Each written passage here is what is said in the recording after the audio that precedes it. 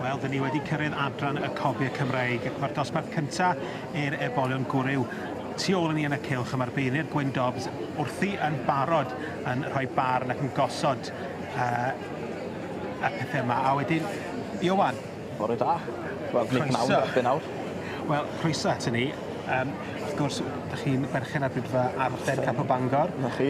A dyn ni'n edrych ymlaen ar gyfer y dosbarthiadau. Mae yna dipyn o gystadlu wedi mynd i fod yn ôl y catalog. Oes, yn ôl y catalog. Mae yna entries da iawn i weld yma. A Gwyn Dobbs wedyn, y beirniad, brydfa Llangatog, hen brydfa. Sut wyt ti'n meddwl, be mae Gwyn yn chwilio am heddiw? Sa'n ni'n meddwl rhywbeth digon o symud, ond teipyn bach neis. Dim rhy gryf, ond teipyn bach neis. A cobyn a digon fel maen nhw'n dweud yn Saesneg, very Welsh i falle. Ie, Welsh. Pen pert, digon asgwr. Gwn i jyst cyflwyno'r beirniad i chi, Mr Gwyn Dobbs, o Ffawyddog Llangatog ger Crug Hywel ym Mhywys. Mae wedi bod yn aelod gyda loes o'r gymdeithas ers 1983 y flwyddyn des i'n geni.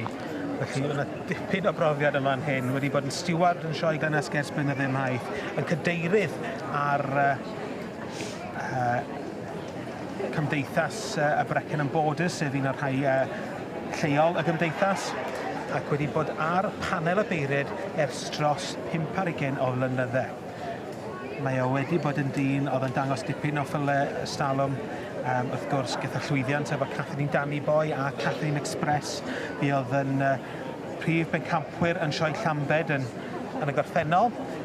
Ond o ran ei gwaith ddydd i ddydd, mae Gwyn Dobbs yn peiriannwr yn gwerthu tractorau cwmni Smithfield Tractors fan hyn yn Llanfer ym Niach. Wel, Gwyn wrthi yn ar y teg, mae'n agymoliaeth i'r ebol sy'n newydd cael ei ddangos fan hyn. Wedi mynd yn hynod o dda. 1-1-3 yw hwn, dyfychnogaeth Bryn ag Amy Jones, Brynant Flash Harry. Y march glanfarnwy Rainbow Warrior ac allan o trefnant Flying Lady. Gwrs enillodd yr ebol yma y sioe Frenhinol. Do, na chi. O dan Julie yn na chi.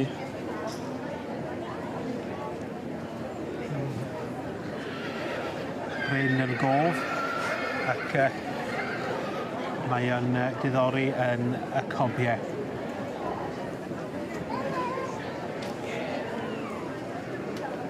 Wedi bod yn dangos ers blynyddoedd o ardal Lansan Ffraid ym Mhywys.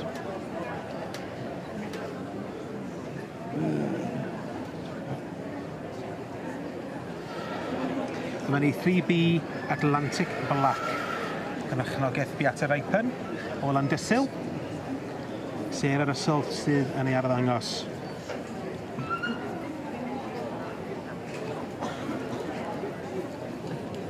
A Iwan, ti'n dweud bod hwn wedi cael ei gwerthu'n barod? Yndw, yn ôl sôn, mae wedi cael ei werthu'n barod y fydde mynd i gatre newydd ar ôl y ffair iaf heddi. Felly yn ddiddorol gobeithio weld allan blwyddyn nesaf fydd yn ddiddorol i weld. Smart yn ddi a coesau gwynion. Tybed, dyn ni mewn lle delfrydol fan hyn i gweld os ydyn nhw symud yn syth. Sam cuddiad o fan hyn? Nag oes, definitely not. Wel, dyma ni yr ebol ddi. Yn mynd yn dda hefyd, wel. Yndi, yn hynod dda. Ac nawn ni nôl i weld os fydd yna ryw newid yn y gosodiadau. Gwyn Dobbs sydd â llygad craff ar yr ebolion yma. A nawn ni weld pwy fydd yn mynd ar rhiban goch yn adran y Cobiau Cymreig.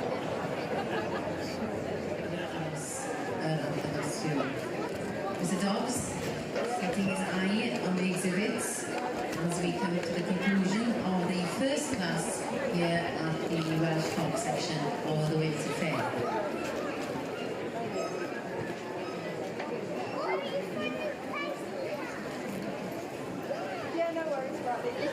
Yn adran y Cobiau Cymreig, mae'r dosbarth cyntaf i'r ebolion gwryw.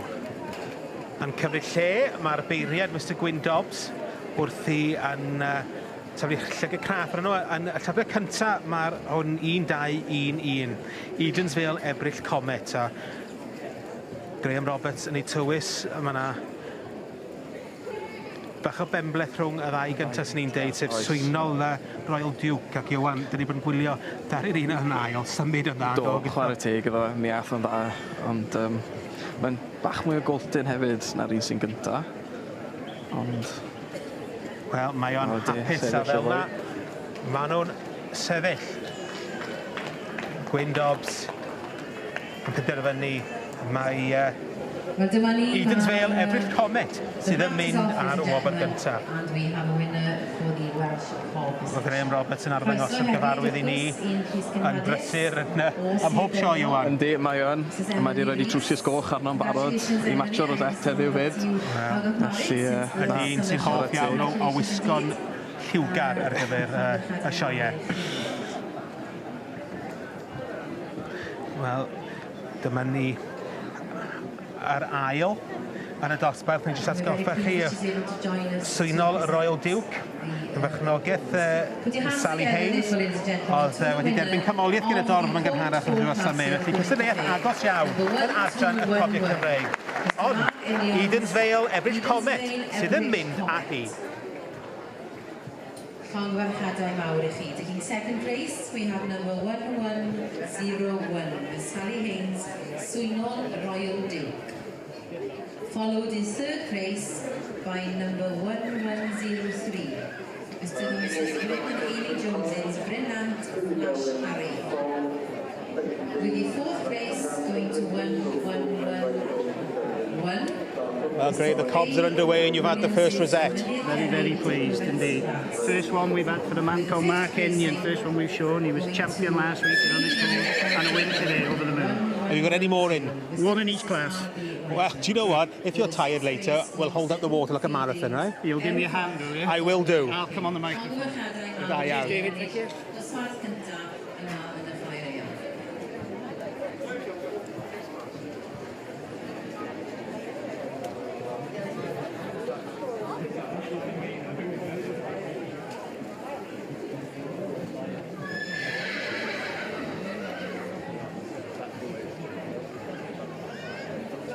Put your hands together, ladies and gentlemen.